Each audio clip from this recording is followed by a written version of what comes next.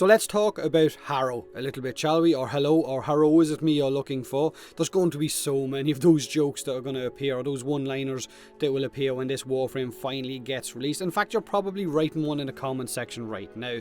Devstream 92 was last Friday, but I was away all weekend, so I kind of missed out, and I only just got home, so I watched it this morning.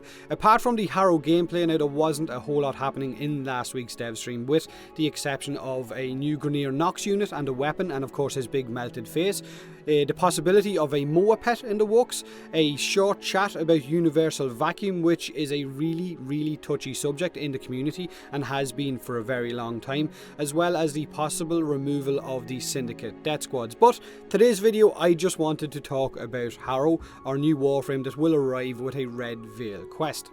So we finally got to see actual gameplay featuring Harrow and his abilities, and Rebecca gave us a quick description of each one of these abilities when she used them. Now Harrow is going to come with an alt helmet, which I personally hope makes him look a lot more like one of those Warhammer Inquisitors, like this right here, where I come to set straight that which is twisted. It would just add to the gun-toting, sword-wielding dark team that he has going on for him, but we're probably not going to see what that helmet actually looks like until he gets released.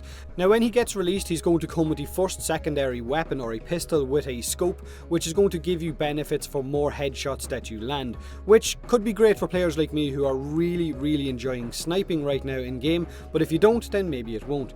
His passive in the dev build was a double overshield capacity, which will help out his second ability if you have a lot of shield to sacrifice. Now, his first ability has Harrow casting this wave out in front of him, and every enemy hit will be chained to the ground. It's a bit like Equinox's sleep, that type of crowd control. It will allow anyone with a potato aim to get headshots with ease, which of course is beneficial to this Warframe. You gain more shield for each enemy hit by those chains as well. Now if this ability is affected by range mods, if it makes that kind of cast wider and it allows us to have this bigger arc on it, then this could become a very good ability worth modding for on its own, never mind his other abilities. So you could have a crowd control Harrow. Large scale crowd control on any Warframe is absolutely amazing in this game, so we'll have to wait and see.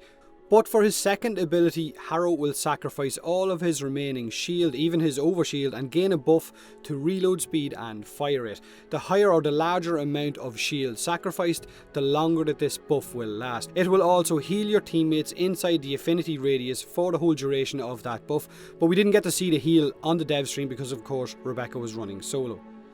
His next ability features that Thurible or incense mace we all seen in the earlier pictures of him, and it's not a weapon like so many of you really wanted it to be. It is, however, a way for you to regen energy for yourself and for your teammates. If you decide to channel this ability for a longer duration, then it's going to cost more energy, but it's also going to increase the amount of energy that you get regenerated to you via those headshots. So a shorter cast means smaller amount of energy per headshot, and a longer channel means larger amounts returned to you. Again, if range mods increase the radius of this Thurible that's spinning around the spectral one, then this could be a really nice way for you to give energy back to your teammates, but it is tied to those headshots, so you're going to need to have a decent aim and not be full-blown potato. Now in missions where you don't have to move around a lot, then these abilities sound like they could be absolutely great. Defense missions, intercept missions and so on. Now I'm not sure about missions where you are constantly on the move. The incense mace that he puts down, the Thurible, that regens your energy, it stays where it is, so you can't bring that with you. It's not an aura, so you're going to need to get kills inside that radius in order to regen health for yourself and your squad, so it means you're going to be stationary for the duration of that cast. But we'll have to wait and see how it plays out when we actually get our hands on the Warframe and get to test these abilities ourselves. Now Harrow's final ability is a short invulnerability phase, which allows him to absorb incoming damage and turn that damage into bonus critical headshot damage once that invulnerability phase has ended. So the larger the amount of damage that you prevent, then the higher the critical buff you will get for those headshots. Which again sounds good, especially if you're going to be running with high critical damage or high critical chance weapons.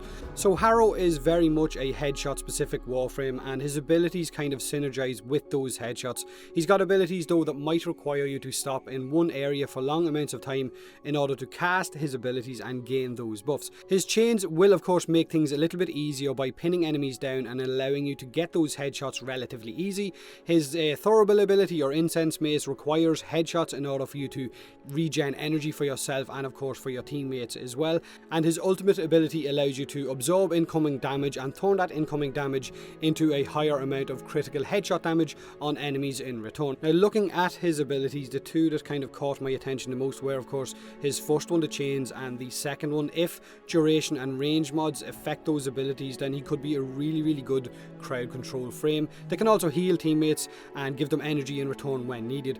Now, he seems a bit like a weapons offensive support Warframe because of course you gain those headshot bonuses via your weapons. You can also heal teammates, resupply energy, crowd control when needed as well, and whether or not his heal will be worth talking about is hard to tell because we didn't see any of it in the dev stream, so it's completely unknown and we'll have to just wait and see until he gets released before we decide on that. The chances of Harrow removing Trinity as the top healer in the game are probably slim, but again, we'll wait and see. I will hold judgment off on what I think of him until I get to play him myself, because even though you might not like the look of him being played by someone else, actually getting your hands on him and playing him, you might enjoy the gameplay and it might fit you perfectly. What did you guys think of Harrow's gameplay shown off in the dev stream and the focus on the headshots in combination with his abilities, whether you like them or not? Don't forget to leave that like button if you enjoyed the video, subscribe for more Warframe, and as always, thanks very much for watching.